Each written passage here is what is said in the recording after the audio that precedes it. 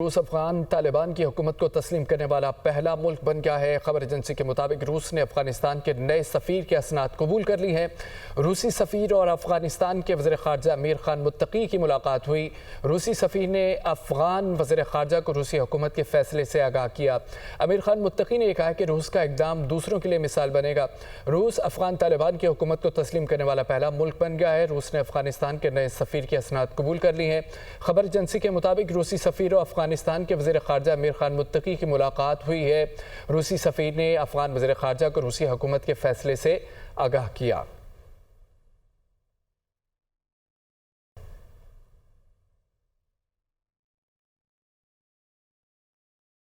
Ukraine سے متعلق مقاصد سے پیچھے نہیں ہٹیں گے۔ روسی صدر کا امریکی صدر کو دو ٹوک پیغام۔ امریکی صدر ڈونلڈ ٹرمپ اور روسی صدر پیوٹن میں ٹیلی فونک رابطہ ہوا۔ یوکرین جنگ کے جلد خاتمے کے امکانات پر غور کیا گیا۔ پیوٹن نے یہ کہا کہ بات چیت سے یوکرین تنازع کے حل کی تلاش جاری رکھیں گے۔ روس یوکرین تنازع کے سفارتی حل پر یقین رکھتا ہے۔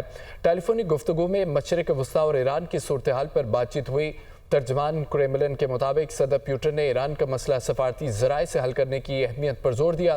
دونوں رہنماؤں میں تقریباً 1 گھنٹہ بات چیت ہوئی۔ یوکرین سے متعلق مقاصد سے پیچھے نہیں ہٹیں گے، روسی صدر کی جانب سے یہ کہا گیا۔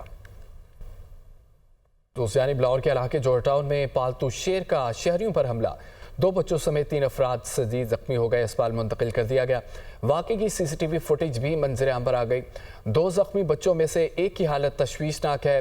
ڈی آئی جی آپریشنز کا ذمہ داران کے خلاف سخت قانونی کارروائی کا حکم۔ ترجمان وائلڈ لائف کا یہ کہنا ہے کہ شادی کھوئی میں ڈیرے پر بغیر لائسنس شیر کو رکھا گیا تھا۔ شیر نے ڈیرے کی دیوار پھلانگ کر شہریوں پر حملہ کیا۔ لاہور کے علاقے جوہر ٹاؤن میں پالتو شیر کا شہریوں پر حملہ، 2 بچوں سمیت 3 افراد زخمی ہوئے، ہسپتال منتقل کر دیا گیا۔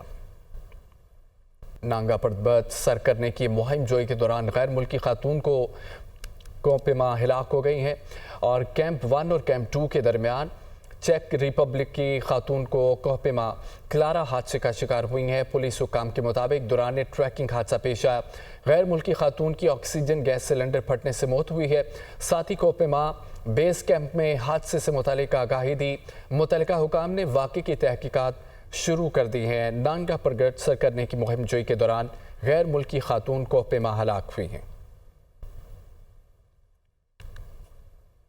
آگے بڑھتے ہوئے آپ کو بتائیں کہ وزیراعظم شہباز شریف کا 2 روزہ دورہ آذربائیجان۔ وزیراعظم اقتصادی تعاون تنظیم کی سربراہی اجلاس میں شرکت کے لیے شوشیاکارا باغ پہنچ گئے ہیں۔ فضولی ہوائی اڈے پر آذربائیجان کے وزیر ثقافت، پاکستان کے سفیر سمیت اعلیٰ سفارتی اہلکاروں نے وزیراعظم کا استقبال کیا۔ نائب وزیر اعظم اسحاق ڈار، وزیر اطلاعات عطا تارڑ اور معاون خصوصی طارق فاطمی بھی وفد میں شامل ہیں۔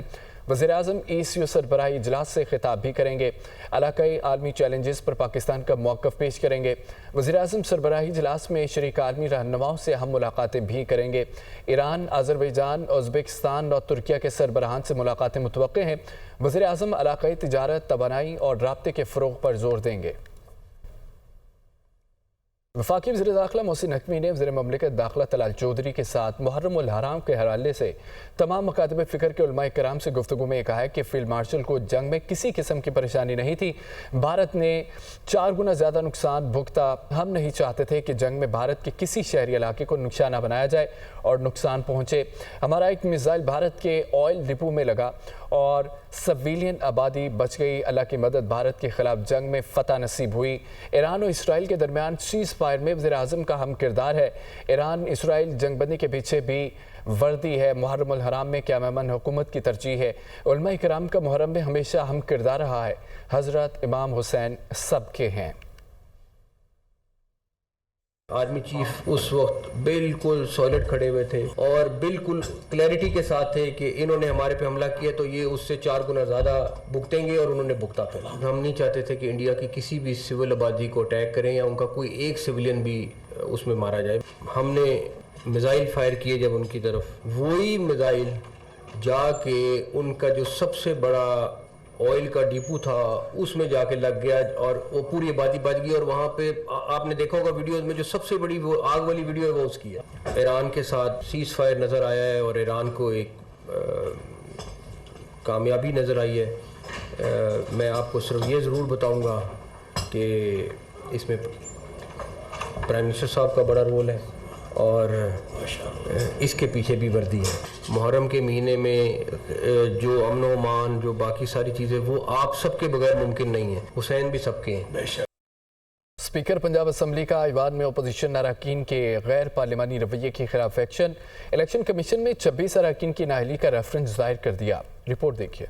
پنجاب اسمبلی کے 26 اپوزیشن اراکین کے خلاف نااہلی کا ریفرنس دائر. اسپیکر پنجاب اسمبلی ملک احمد نے الیکشن کمیشن میں ریفرنس دائر کیا. الیکشن کمیشن میں دائر ریفرنس کے مطابق اسپیکر پنجاب اسمبلی نے 26 اراکین کے خلاف ضابطہ اخلاق کی خلاف ورزی کی رپورٹ جاری کی. دائر ریفرنس میں کہا گیا ہے کہ اسپیکر کے بار بار کہنے کے باوجود اراکین نے ایوان میں نظم و ضبط بحال نہ ہونے دیا. ایم پی ایز نے اسمبلی قواعد کی خلاف ورزی کرتے ہوئے جان بوجھ کر اجلاس کی کارروائی میں خلل ڈالا اور شور شرابہ کر کے اسمبلی کی کارروائی معطل کروائی. غیر پارلیمانی الفاظ کے استعمال، شور شرابہ اور بدنظمی پر ان اراکین کے خلاف کارروائی کی سفارش کی جاتی ہے. اسپیکر نے اسمبلی قواعد کے رول 210 کے تحت اپنا اختیار استعمال کرتے ہوئے ریفرنس دائر کیا ہے. ریفرنس میں اسپیکر نے ایوان کے قواعد کی شق 15 اور 210 کا حوالہ بھی دیا ہے اور 26 ایم پی ایز کو نااہل کرنے کی درخواست کے ساتھ اراکین کے ناموں کی فہرست بھی جمع کروائی گئی ہے. اسپیکر پنجاب اسمبلی ملک احمد خان کا کہنا ہے کہ پنجاب اسمبلی کے 26 ارکان کے خلاف ریفرنس دائر کر چکے ہیں. منتخب ہو کر اسمبلی میں آئین کی پاسداری کا حلف اٹھایا جاتا ہے، پھر اسی حلف کی خلاف ورزی کی جاتی ہے. آئین کی خلاف ورزی اور حلف کی پاسداری کرنے کی قسم اٹھانا اور پھر اس کی خلاف ورزی کرنا کس زمرے میں آتا ہے؟